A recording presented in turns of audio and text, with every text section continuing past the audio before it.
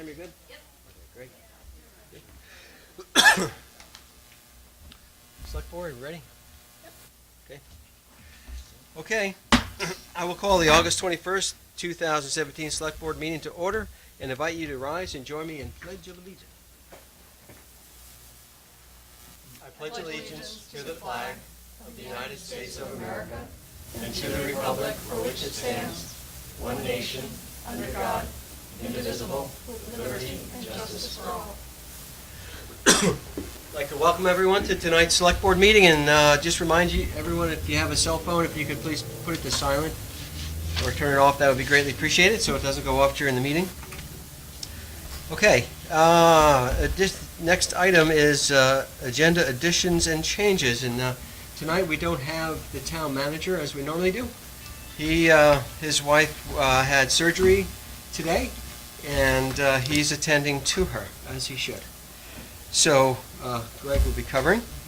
So Greg, do we have any additions and changes before us? We have an email from Susan Kissel.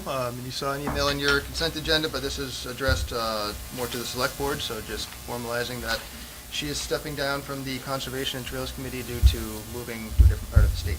Okay, and if she'd like opportunity for an exit interview, it would be great to ask her if it's obvious why she's moving, but I mean why she's leaving. Sure.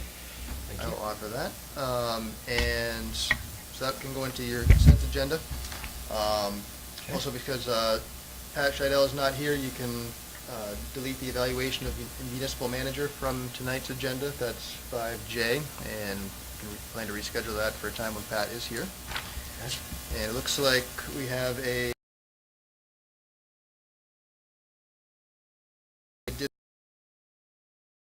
to the police chief and one of the captains, Rick Gary, talking about dispatch discussion. Okay, great. And we have some minutes changes to... Yep, some minutes changes. We usually talk about those during minutes. Okay, very good. Okay, so we have those items, the note from Irene and the note from Susan Kissel to add to the agenda. Andy? The email from Susan's already in our packet. It's a separate email, so the one went to, originally that's in your packet, went to Darren Schibler, who's the chair, or the staff person for the Conservation and Trails Committee, and I just asked him to ask her to send a formal resignation to the board. So that's going through the manager's office through Travis. Same thing. Okay, nothing else? Nope. Okay, so I need a motion to add those particular items to our consent agenda. So moved. Thank you, Irene. Do I have a second? Second. Thank you, Sue. Any further discussion on amending the agenda to add those? Mine is actually not going to be to consent, it's to the dispatch item that's Okay. up on the docket. Okay, thank you for that correction. So it would be 5D. Okay. Thanks. Sue, I assume you're good with that? Yeah, it's fine. Okay, thank you. All right, all those in favor signify by saying aye. Aye. Aye. Opposed? Okay, motion passes 5-0. Going to move on to the next item, which is public to be heard. That's a time for the public or select board to speak to the select board on items that are not on the agenda. Is there anyone here tonight wishing to speak during public to be heard? Not me.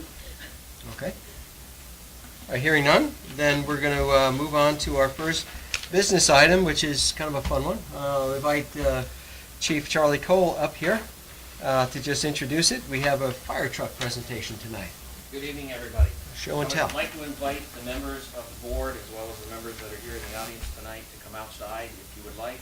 The two new pieces of fire apparatus that were ordered last year have finally arrived.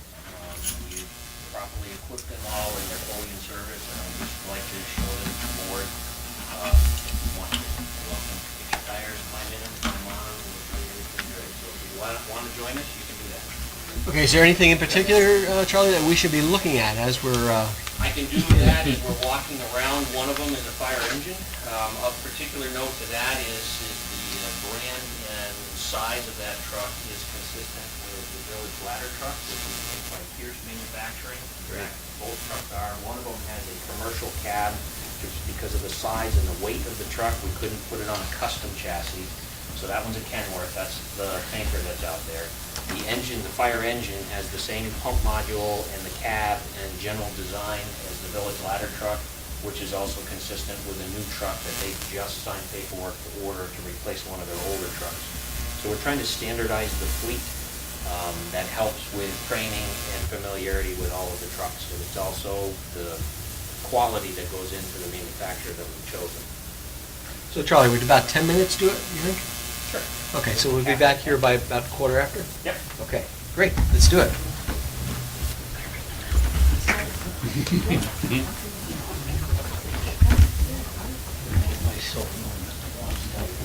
That's right.